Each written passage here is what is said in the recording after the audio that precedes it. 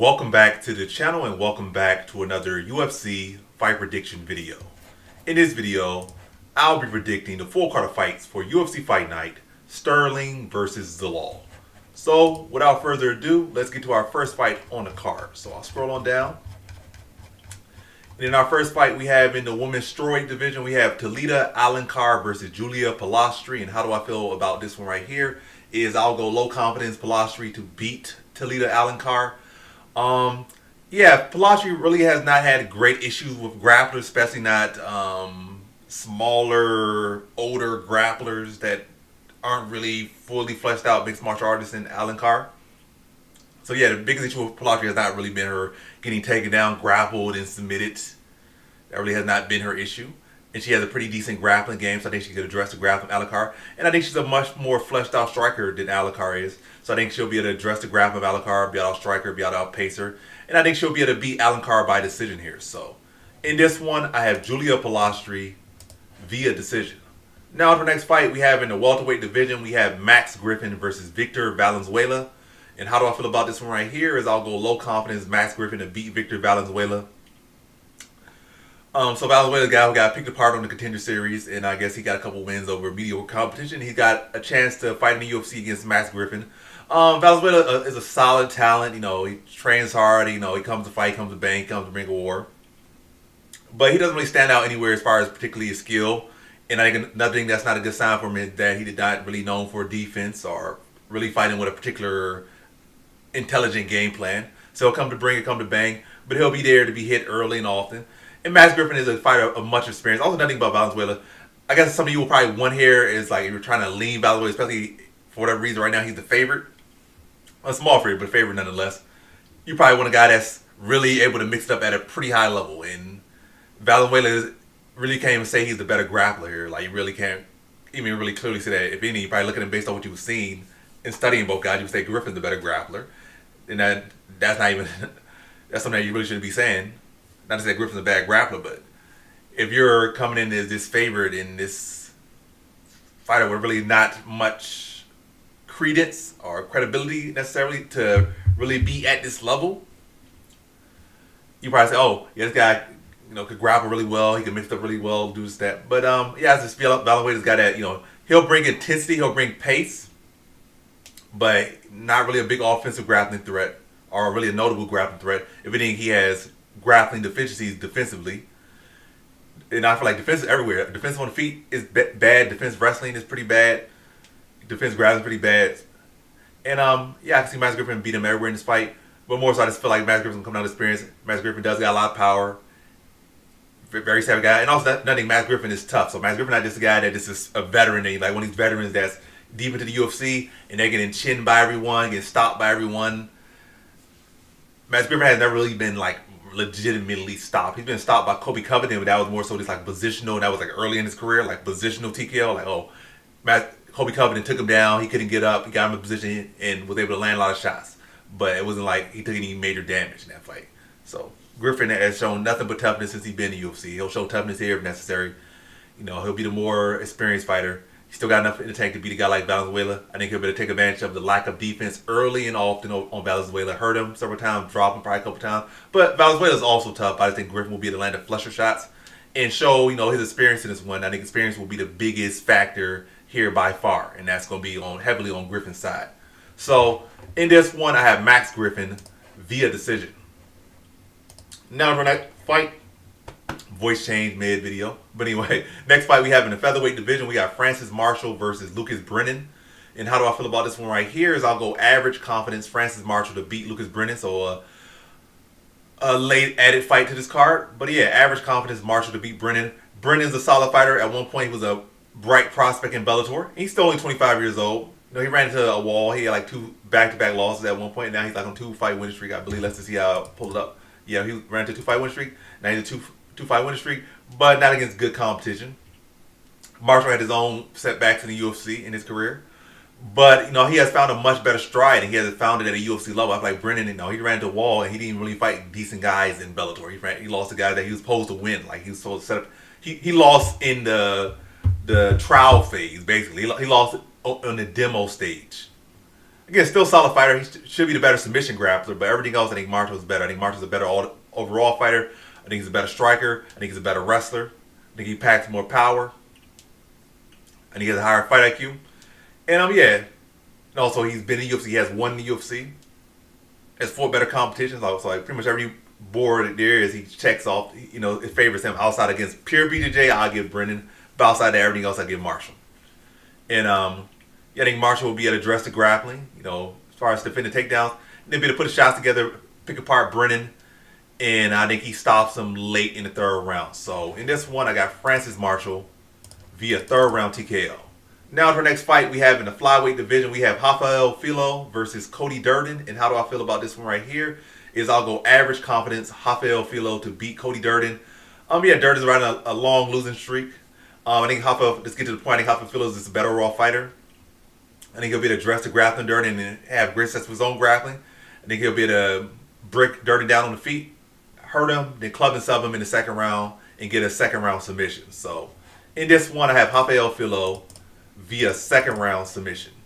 Now to the next fight, we have in the bantamweight division, we got Mayra Bueno Silva versus Michelle Montague. And how do I feel about this one right here? Well, I said like a Baltimorean.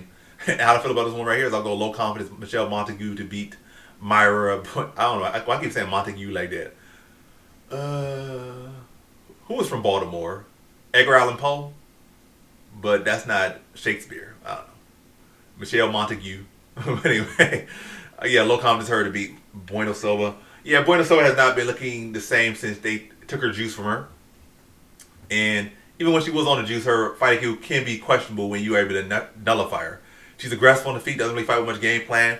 Goes some takedowns, got some decent BJJ, like solid BJJ. But if you could address that, you know, put her arm back, nullify a couple submission attempts, she's really just pretty much stuck there. Not a whole lot of effort to get back to her feet or try to hit a sweep or too much. Just kind of just stuck on her back a lot of times, spending too much time there. And yeah, I think Montague can fight a good composed fight, be the cleaner striker, the better game planner, the better fight IQ, make the better adjustments if necessary. Outstrike Bueno Silva, get some takedowns, get top position. Getting top position is key. Nullify Silva's game on top, you know, from the top position. And then just like kind of ride this position down and just break Bueno Silva down and let her just wear herself out, being aggressive without much thought behind it, and just fighting cleaner, more economical, landing clean shots, landing more consistent, landing a higher clip, and again, getting the top position and just grinding Bueno Silva out to a decision here. So in this one, I have Michelle Montague via decision. Now to our next fight, we have in the middleweight division, we got Cedric Dumas versus Jackson McVey.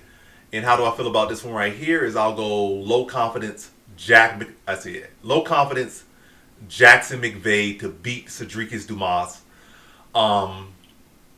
Yeah, Dumas really shouldn't be in the UFC. Like, I know some people are like, oh, Dumas gonna win. Like, why are you that invested? Dumas should be cut and banned from the UFC. He has had so many terrible performances, and this has not been doing good in life outside of it either. So this guy needs to be out of the UFC and fight on some regional scene and getting his life together. Not in the UFC. Not in the UFC. But anyway, yeah. But yeah, Jackson McVey here. Yeah, Cedric Dumas has very questionable defensive tendencies, questionable heart, questionable durability. When he gets swung on, he just straight up shells up, straight up ducks his head a lot. Like, he's had like 10 fights in the UFC, or 6, 7. How many fights he had in the UFC? Too many fights to still be fighting the same exact way, making the same exact sloppy amateur mistakes. Somebody starts swinging on him, just be ducking his head. Doesn't got that much of a chin. Don't got much of a heart. Jackson McVey, again, skill level, they might be around the same. Low key, Dumas might have more skill, low key, but mentality and durability and mental is just not there on his side. I think Jackson McVey is tougher. Even his last fight, I still feel like I saw more game in him than I ever saw from Dumas, to be honest. I think Jackson McVey will be aggressive, look to press the pace, look to push Dumas, land knees and body, work him to clinch. And then again, it's a pride, pressure, you know, look to try to crack him, look to try to do damage, and draw out those bad, extremely bad tendencies of Dumas dipping his head. Look to snap, you know, catch him dipping, maybe with a knee, maybe with an uppercut, and then probably look to get a front headlock and start to work on a high elbow guillotine or something. Maybe drop a couple more knees in there as well to his body. Just make Dumas wilt up even more. But ultimately, I see him submitting Dumas. I'm going to say second round submission for Jax McVey. Just heavy pressure, working him in the clinch, driving knees to his body, not giving him much space to breathe, not much range to just try to sit on the outside and pitter patter, or don't just make him uncomfortable from the get go and never let him get a groove and just break him down and then ultimately submit him in the second round. So in this one, I got Jackson McVey via second round submission. Now to our next fight, we have in the middleweight division, we got Rodolfo Vieira versus Eric McConico. And how do I feel about this one right here? Is I'll go low confidence Rodolfo Vieira to beat Eric McConico. And low key, high key, McConico has been looking not that bad. Low key. Good frame, decent power, decently well rounded, but really just not that guy. He has a lot of the intangibles, but the main thing he's missing is he's just not that guy and will never be that guy. That's just the flat out factor of the matter. But yeah. McConico's definitely live for upset here, but I think Rodolfo Vieira will definitely be the better grappler here. I think it's going to take some time to settle into the fight, but I feel like once the fight starts to settle in, I think Rodolfo Vieira settles in well. I feel like McConico, he's kind of guy that, early on, he kind of makes it rough for you. Like, he's better than you expect him to be. But as the fight settle on, like, that kind of just starts to fade away. That little early start, oh, wait, this guy is bigger than I thought he was. He's a little bit harder than I thought he do. He knows a little bit more than I thought he do. Like, he knows how to handle himself a little bit. But once they get past that little rough patch, I feel like even fights he wins, or the one fight he did win against Brundage, I still kind of feel like he was kind of fading in the third round against Brundage. And I feel like arguably Brundage still won that fight. They just decided like, hey, it was close enough. Let's ruin some people's parlays, or let's get some dog money on this thing, right? So let's give it to McConico. I still feel like he lost that one. But yeah, I feel like close couple first rounds, especially with Vieira trying to settle in after coming off a knockout loss. But I feel like as the fight starts to go on, I feel like Vieira gonna start to land more because he starts to throw with more power. His confidence gonna start to go back, rise again. Then gonna start to get the takedowns, and McConico's gonna start to wilt. I see going the distance, but I feel like McConico kind of had a decent early start, but Vieira started to catch up to him and then start to outpace him, start to break him down, and get settled into the fight, start to land heavy, start to get takedowns, and ultimately beat McConico over the course of 15 minutes in the decision. Maybe a close decision, maybe a split decision, but I think Vieira gets a nod here, and I do think it's a clear victory. Competitive, but clear victory for Vieira. So, in this one, I have Rodolfo Vieira via decision. Now, for the next fight we have in the heavyweight division, we got Marcus Buchecha versus Ryan Spann. And how do I feel about this one right here? Is I'll go low confidence for Ryan Spann to beat Marcus Buchecha. Yeah, low confidence Ryan Spann to beat Marcus Buchecha. I think Buchecha's a solid fighter, but let's go back to Ryan Spann. Let's go to Ryan Spann. Ryan Spann's actual bread and butter, or his basics, his starting point is BJJ. It wasn't kickboxing, it wasn't boxing, it wasn't taekwondo, it wasn't fencing, it was in soccer, it was BJJ. So his introduction to MMA as far as his martial art was BJJ. So I don't expect BJJ. I'm saying BJ. What I'm saying? BJA. What's BJA? BJA. I don't know where I was going with that. But anyway, I think Ryan Spann basically, I think big body, physical, solid, underrated grappling. And we look at a lot of issues with Ryan Spann when he loses fight. It's not really his grappling particularly. He might have ended on the ground or ended in the submission. But a lot of times the issue starts, I'm not going to say a lot of times, I'm going to say pretty much all the time. Like 90% of the time, the issue started on the feet. The feet in cardio. But Buchecha don't have no cardio. He's dealing with heavyweight. He's not dealing with light heavyweight. So heavyweight cardio, his cardio is pretty good for heavyweight, or pretty standard for heavyweight. So the cardio issue ain't as big a deal at heavyweight. So he's okay at it. If anything, I think his cardio is better than Buchecha's at heavyweight. So that's not the issue. And the issue that still will persist at heavyweight is the chin, the striking. And Buchecha has not really shown much, if not any, striking ability in MMA. He's still a greenhorn as far as MMA fight. He's a legend as far as BJJ. As far as MMA, his striking is still very green. And Ryan Spann has a wealth of experience. And again, his background is BJJ. So I think he'll be able to address the BJJ of Buchecha enough. I think he'll do a better job of addressing than did Kennedy and Zecheku did. And I think Brian Spann's power is more consistent than Kennedy and Zecheku is. So I think he'll be able to address the grappling. I still think it'll be a sloppy, laboring fight, but I think he'll do a better job, a better job of nullifying the takedowns and the grappling exchanges and extending the strike exchanges. Be it hurt Buchecha probably be butt scooting and stalling and heavy breathing, taking 20 seconds and 20 seconds to get back to his feet at times. But ultimately, sloppy fight, but Ryan Spann consistently landing on him, consistently doing damage, and Buchecha not really been able to have the grappling success that he needs to really have any consistent, clean output success to lean it to him, but still probably end up being like an ugly split decision type fight, probably. Because Brian Spann starched him in the first or second, but I'll lean decision here. So, in this one, I have Ryan Spann via decision. Now to the next fight we have in the bantamweight division, we got Montague Jackson versus Raoni Barcelos. And how do I feel about this one right here? Is I'll go low confidence Raoni Barcelos to beat Montague Jackson.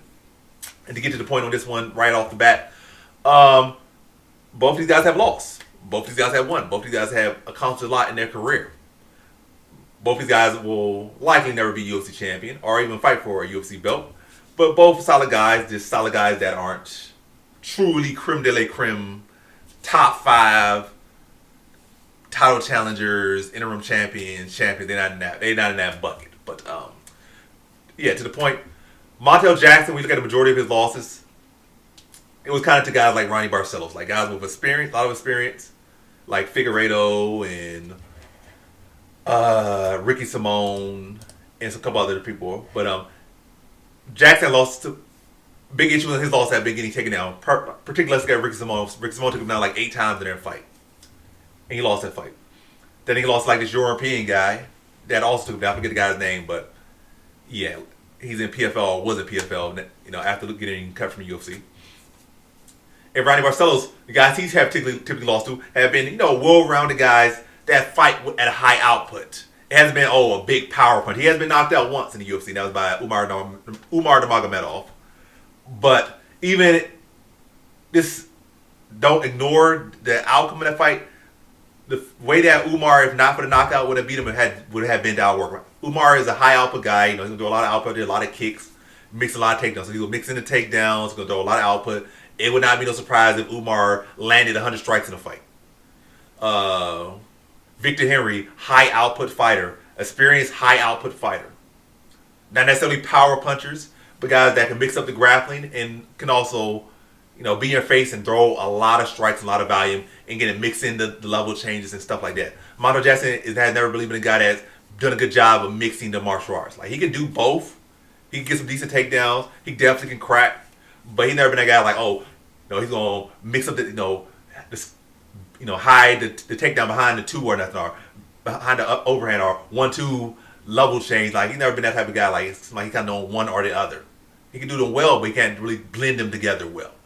And he's not a guy that's typically high output. If anything, he has lost fights because of activity. Like the Figueiredo fight was up for grabs, and he still just couldn't give that extra effort to get the win in that fight. So like he's not a guy either that has a high output. So Barcelos has clearly lost in one way, and I feel like Barcelos, as far as who has the better path to victory, Barcelos has been that guy that has wrestled his way to victories and grappled his ways to victory, and is a very underrated grappler as well. Underrated wrestler and an underrated grappler, and that does fit in the category of people that beat Jackson, like Ricky Simone, underrated wrestler grappler, and that's Barcelos as well. Veteran, lots of fights in and out of UFC at a high level. And my biggest concern here is Montague Jackson's power. He can definitely catch him, but outside that, I think Raoni Barcelos should be able to strike with him, hold his own on feet, and completely knock him out, sub him, or decision him. But I'm leaning more so decision, mix up the martial arts. But might be some rough patches, but be to get through them, get the takedowns, grind out Jackson, and get a decision victory here. Working and striking. But I think a big thing, maybe the biggest thing here, will definitely be the wrestling, grappling of Barcelos, getting takedowns, getting control. And then the striking be the icing on top that would just like, this is the edge. Like, he got the takedowns and the control, and then on top of that, the striking was relatively close. Maybe a little bit Barcelos, a little bit Jackson, but the grappling would be the X factor, and has been an X factor in beating Jackson. It also has been an X factor in a lot of Barcelos' wins. But he's a multifaceted fighter, so he has one fight with his striking, he has one fight with his BJJ, he has one fight with was it wrestling? And he has won fights definitely with using all of the above. But yeah, I think Barcelos has the better tools, especially based off their track records, to beat Jackson more so than Jackson has to beat Barcelos. So in this one, I have Raoni Barcelos via decision. Now to our next fight, we have in the bantamweight division, we got Davey Grant versus Adrian Luna Martinetti. And how do I feel about this one right here is I'll go low confidence Davey Grant to beat Adrian Luna Martinetti. And Martinetti's a solid fighter, but let's get to the point. I don't really feel like he has any outstanding skills that will say, oh, he beats Grant. He's not a particularly a power puncher. He's not a great grappler or anything like that. Grant's the better grappler. He's the better wrestler here. And he's the better striker. And he packs more power. Like, I don't see anything that Martinetti has over him outside of youth. And even then, I feel like Grant can outpace him. Grant can outstrike him. Grant can outgrapple him. I feel like Grant has all the advantage here. Again, I feel like Martinetti doesn't have like that X factor to equalize. Like, he's not anybody can knock you out. So that's potential there, but it's not a real clear track record that he will have this success here against Grant on the feet. And there's really no clear track record of anything that will say he should have any grappling advantage. So it now leans to Grant to have the grappling advantage. But yeah, I think David Grant picks him apart, breaks him down. And when I say decision, I think Martinetti's tough. I think he'll go to full 15 minutes, but I do think David Grant will break him down and have him limping before the end of the fight, dig his body, hurt him several times fight, have him leaking. But a good competitive scrap, but David Grant clearly showing levels, showing experience, and beating him in a clear decision after 15 minutes. So in this one, I got David Grant via decision. Now for the next fight, we have in the lightweight division, we got Rafa Garcia versus Alexander Hernandez. And how do I feel about this one right here? Is I'll go low confidence Alexander Hernandez to beat Rafa Garcia. I think they matched pretty evenly. I just think Alexander Hernandez is the bigger, more physical body. Garcia, at times showed power, but he's not really a consistent power puncher. And at lightweight, Hernandez is not as chinny or as lacking in durability. Is at 45. At 55, that's not really his weakness for the most part. So I think Hernandez's chin should hold up, and I think Garcia's power is not really even that consistent either. So I'm not really concerned about Garcia's finishing upside. I think Hernandez will be bigger, more physical, younger. Is he still younger? No, he's actually older. Garcia look older, but he's younger. He's 31. Hernandez 33. But bigger, physical, more physical. Will be able to address the grappling and push the pace on the smaller Garcia. But good, fun, competitive scrap. But Hernandez, I think he's going to physically mog. I'm going to use the word mogging. He's going to physically mog Garcia out there. And Garcia's not really have the firepower or physical attributes to really get off as he would have liked to here against Hernandez. And Hernandez is going to be able to dictate the pace and tempo of this fight. So in this one, I have Alexander Hernandez via decision. Now for the next fight, we have in our co-main event in the women's bantamweight division, we got Norma Dumont versus Jocelyn Edwards. And how do I feel about this one right here is I'll go low confidence Norma Dumont to beat Jocelyn Edwards. And in this one, I do think that Dumont is clearly the better overall fighter. I think she's the better grappler. I think she's the better striker. But Edwards has been impressing me more as of late than Dumont. Hasn't necessarily been fighting the same level of competition, I'll give her that. But she has been impressing me, Edwards. I feel like Dumont, she's been doing well, but I feel like she could have did better against the better competition that she's been fighting. Like, I feel like a lot of these fights have been lackluster as far as, her performance.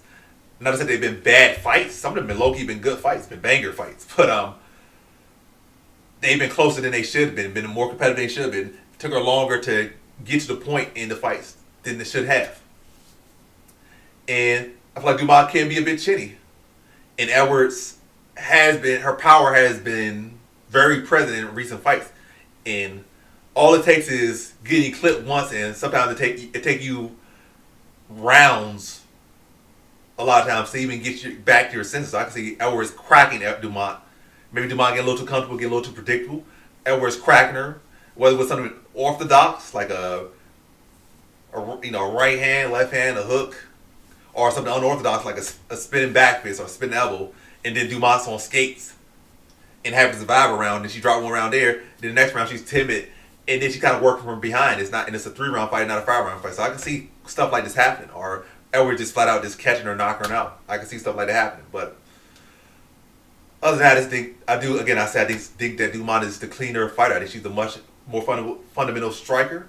I don't rate Edwards' offensive grappling that much, especially not at this level. Maybe at the lower level, her grappling is more noticeable or more standout. But when we start to get to the top 5, top 10, I don't really think her wrestling offensively or defensively is that standout. I think Dumont will be able to address the grappling.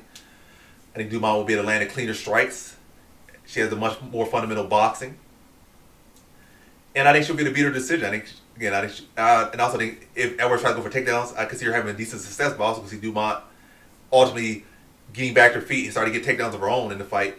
And, edging her in the grappling department and edging her in the striking department. But I see this fight going the full 15 minutes. I think Dumont is definitely able to address the grappling and then just be the more fundamental striker, just work on a jab, and Edwards struggling to cover that range to land the bigger shots, at least consistently land them. I think she'll be able to land some decent shots, but I don't think she'll be able to consistently cover that range and land effectively, consistently. Whereas Dumont, being authoritative with that jab, will be able to dictate the range, the tempo, and will also be able to set her strikes off of those jab and her off her jab, and if she wants to look to be able to set her takedowns off the jab as well. And I think she beats Edwards by decision here. So in this one, I got Norma Dumont via decision. Now to our main event, we have in the featherweight division, we got Aljamain Sterling versus Yusuf Zalal. And how do I feel about this one right here is I'll go low confidence Yusuf Zalal to beat Aljamain Sterling. And good fight. But I think 5 rounds actually acts as a disservice for Sterling, which is a little bit controversial, given the fact that Sterling is a former champion, is one of the greatest fighters of all time, definitely one of the greatest bantamweights of all time. But he's never really been particularly a great fighter in later rounds. Like, if anything, I feel like he's a great front runner, but he kind of fades in later rounds a lot of times. I'm not saying all the time, but a lot of times. I feel like in both Petr Yan fights, he kind of faded. In the later rounds, Brian Ortega fight faded in the later rounds. And, it's been a couple of fights out of that as well. I think his first loss in the UFC, he had a great start. He was dominating his opponent. He faded in the later rounds. I think it was Misha Tate or Brian Caraway, that fight. That was his first loss, I believe, in the UFC. He was out there dominating. He was folding him like paper mache. And then in the later rounds, he was exhausted. It was only a 3-round fight, I think. And then Brian Caraway was able to beat him. So Sterling does have pacing issues. And even the Vieira fight, I feel like that was a winnable fight down the stretch. But again, in the later rounds of that fight, Evloev was working harder than him, was pushing harder. Like, it would feel like Sterling was just kind of in survival mode. And Evloev was outworking him. Like a fight that I feel probably was 1-1 going into the third, and Sterling just did not have that push. And now this not been a 3-round fight, in the 5-round fight. That's 2 more rounds away, like a 4th and 5th potentially, where I can see Sterling having to try to just survive through. And Sterling not being a big power puncher, it's not going to be so much that Zalal is going to have to necessarily respect on the feet as far as what's coming back at him. I feel like early on, I can see Sterling having great success, especially through the first 2 rounds. Maybe this might be a cakewalk, but not really being able to have that finish up, not as far as ground and pound, not as far as submission upside. I think Zalal's credible enough on the ground to be able to address the submission game of Sterling. And at the very least, fight very safe in those first 2 rounds. And not try to take any too much big risk, but, still try to make Sterling work in those rounds, but Sterling doing a good job of winning those first 2 rounds. But then it started to get dicey 3rd round, again, deeper rounds. Sterling started to get a little bit more labor. And I'm not going to say Zalal's not doing work in the first 2 rounds. He's probably going to try to do damage. Look to attack the calves. Look to try to drive teeps and knees into the body. Look to stick with the jab. Probably look to try to swell up an eye or 2 of Sterling's. But again, both guys know what they're doing. But getting into the deep round, Zalal doing what he's doing to wear down Sterling. Sterling doing what he's doing to get the takedowns, get the positions, and dominate the fight early on. But his tempo starts slow. He starts to get a little bit more labor. He starts to get a little bit more telegraph. His takedown output, his striking output starts to dip. And then Zalal starts to see that, sense that. Probably something him and his team has picked up. It should be something easy to pick up in his tape. And then Zalal starts to stalk him a little bit more, start to stuff the takedown a little bit easier. And start to break him down over the course of the fight. And then in the later rounds, I think in the 4th round, I think Zalal starts to look for his own submissions in this fight. As he starts to attack Sterling, and Sterling just starts to shoot from further out, shoot some more telegraph and start to get labored and try to hold onto a leg. Or just trying to hold on it more so in his later rounds. Is Law kind of playing with a little bit, like he's looking for striking over submission. And Sterling gets a little too comfortable in that spot. And then Zalal starts to attack. And the moment Sterling tries to go for a takedown or tries to rest in a position there, I can see Zalal looking to snap on the submission, maybe like a Darce choke, and get Sterling out of there in the 4th round. So yeah, Zalal's very savvy in both striking, grappling, and he can finish you on the feet and on the ground. Or whatever. Matter of fact, he can finish you on the feet, on the ground with both strikes and submission. He's a very savvy, well-rounded fighter, and I think he gets his statement performance win over Sterling via 4th round submission. So in this one, I have Yusuf Zalal via 4th round submission. And so that concludes my fight predictions for the full card of fights for UFC Fight Night, Sterling versus Zalal. And as always, thanks for watching. Peace.